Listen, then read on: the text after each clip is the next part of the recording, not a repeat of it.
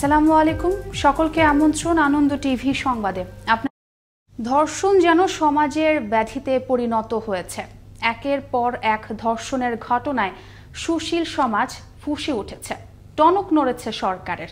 করা হয়েছে ধর্ষণের সর্বোচ্চ শাস্তি, মৃত্যুদণ্ড। ইতোমধ্যে দ্রুত রায় হয়েছে কয়েকটি ঘটনার, কিন্তু চাঞ্চল্য সৃষ্টি করেছে নাটোরের জেল ফটকের মধ্যে ধর্ষক ও ধর্ষিতার বিয়ে। দেশের ইতিহাসের প্রথম এমন ঘটনার প্রতিবেদন তৈরি করেছেন নাটোর প্রতিনিধি জাহিদুল ইসলাম। জানাচ্ছেন তরিকুল ইসলাম। গত ১৯ অক্টোবর রাতে নাটোর জেলার গুরুদাসপুর উপজেলার চাপিলা ইউনিয়নের রওশনপুর উত্তরপাড়া গ্রামের আব্দুস সালামের ছেলে মানিক হোসেন একই এলাকার তরুণীর ঘরে ঢুকে জোরপূর্বক ধর্ষণ করে। এরপর ১৯ অক্টোবর ধর্ষণের শিকার তরুণী গুরুদাসপুর থানায় মানিক হোসেনকে অভিযুক্ত করে মামলা দায়ের করেন। ওই দিন মানিক হোসেনকে গ্রেপ্তার করে আদালতে সোপর্দ করে পুলিশ।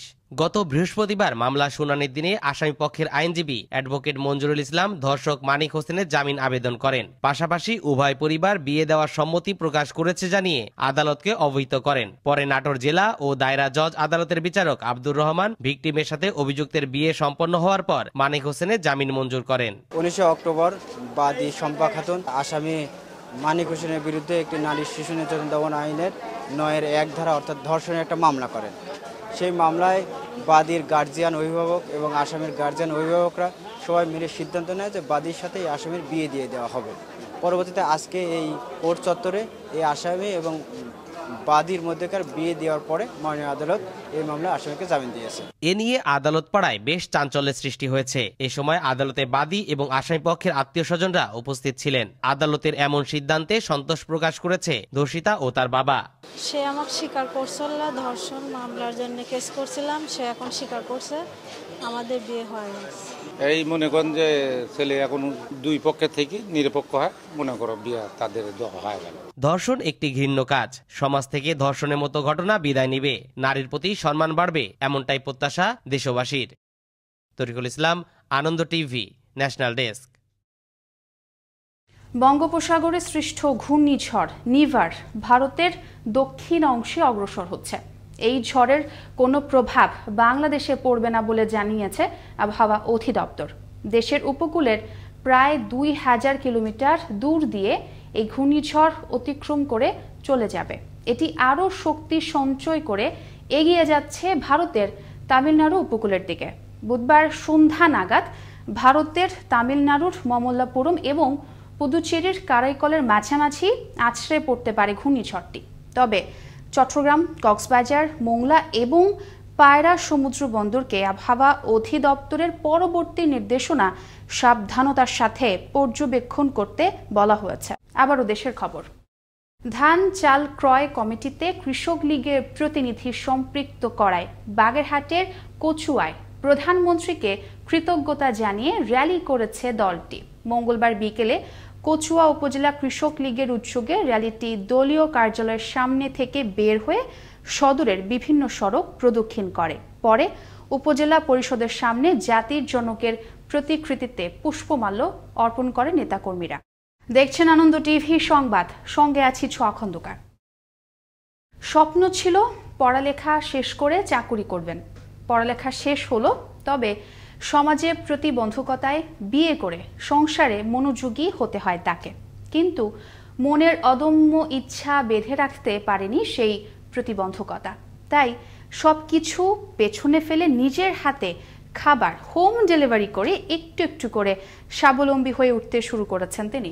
বলছি জামালপুরের সরিষাবাড়িতে গৃহিণী থেকে উদ্যোক্তা হয়ে ওঠা ইসরাত জাহানের কথা। বিস্তারিত জানাচ্ছেন জামালপুরের সরিষাবাড়ি থেকে আমাদের সহকর্মী নাসিম উদ্দিন। পড়ালেখা শেষ করে সবার মতো তিনিও চেয়েছিলেন কোনো একটি চাকরি করবেন। তবে সংসারে বাচ্চা সামলাতে গিয়ে চাকরি না করার দুঃখ ঘোচাতে হয়ে উঠলেন ক্ষুদ্র ব্যবসায়ী। বর্তমানে তিনি প্রযুক্তির সহায়তায় বাচ্চা সামলানোর পাশাপাশি অনলাইনে অর্ডার করা পণ্য নিজ হাতে তৈরি করে সেগুলো আবার পৌঁছে দিচ্ছেন গ্রাহকের বাসায় বাসায়। আমার নানা ধরনের সমস্যার কারণে জবে আসা হয়নি, তো সেই ভাবনা থেকেই আমি ভাবলাম যে হ্যাঁ, আমি ফুড নিয়ে কাজ করতে পারি। ঘরে বসে যে একটা খাবার থেকে শুরু করে সব জিনিস পাওয়ার যে একটা অভ্যস্ততা তৈরি হয়, হোম ডেলিভারি পাওয়ার, এই ব্যবসাটা দাঁড় করানোর জন্য তাকে আমি উৎসাহিত করি। মায়ের ছোট ছোট টিপস, ইউটিউব এবং বাচ্চার প্রতিদিনের খাবার তৈরি করতে গিয়ে শিখছেন নতুন নতুন রেসিপি, যা তার এই ব্যবসাকে করেছে আরও ত্বরান্বিত। ঢাকাতে পড়াশোনা করতে দিলাম, রান্না পারে না।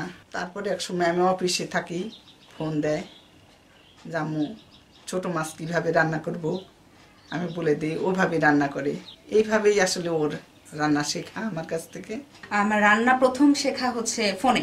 আমার মা আমাকে ফোনে বলতো, ফোনে ডিরেকশন দিত, আমি সেভাবে রান্না করতাম। এদিকে খাবারের মান নিয়ে প্রতিনিয়তই সন্তুষ্টি প্রকাশ করে যাচ্ছেন ক্রেতারা। খাবারের গুণগত মান যেটা বাসায় আমরা করি সেরকমই আমরা পুরাটাই সেটাই পাচ্ছি, বাজারে যেটা কিনি তার থেকে অনেক ভালো। তার এই উদ্যমী কাজের প্রশংসা করে দেশের সকল শিক্ষিত বেকার নারীদের প্রতি আহ্বান জানিয়ে এই কর্মকর্তা বলেন, একজন সলভেন্ট মানুষ হওয়া সত্ত্বেও উনি চেষ্টা করছেন যে ওনার মায়ের পাশে দাঁড়াতে, উনি ওনার স্বামীর পাশে দাঁড়াতে যে চেষ্টাটা করছেন, এটাকে আমি সাধুবাদ জানাই। এবং আমি মনে করি ওনাকে দেখে আমাদের আরও যারা পরবর্তী প্রজন্ম যারা আছে, যারা মনে করছে যে আমরা অনেক উচ্চ শিক্ষিত না, তাহলে আমরা কি করবো, আমাদের তো করার কিছু নাই, এই ওনাকে দেখে এরকম অনেক মেয়ে আরো অনুপ্রাণিত হবে।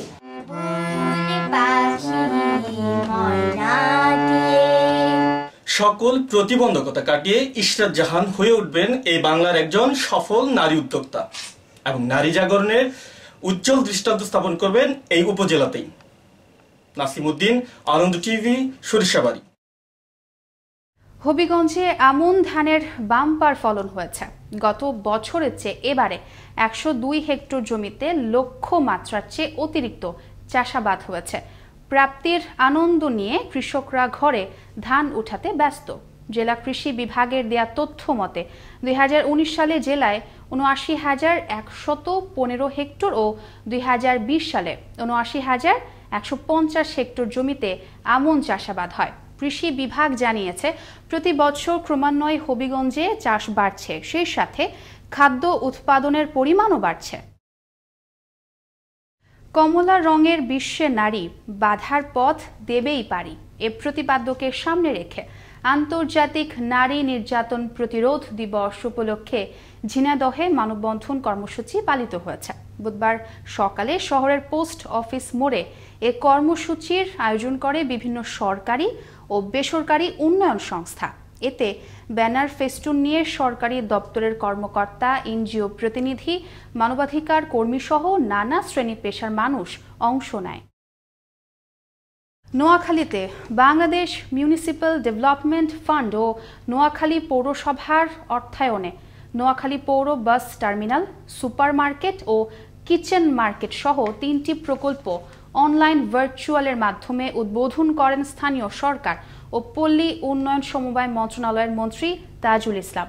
মঙ্গলবার বিকালে নোয়াখালী পৌরসভার অডিটোরিয়ামে পৌরসভার মেয়র শহীদুল্লাহ খান সোহেলের সভাপতিত্বে 17 কোটি 42 লক্ষ টাকা ব্যয়ে এ 3টি প্রকল্পের উদ্বোধন করেন।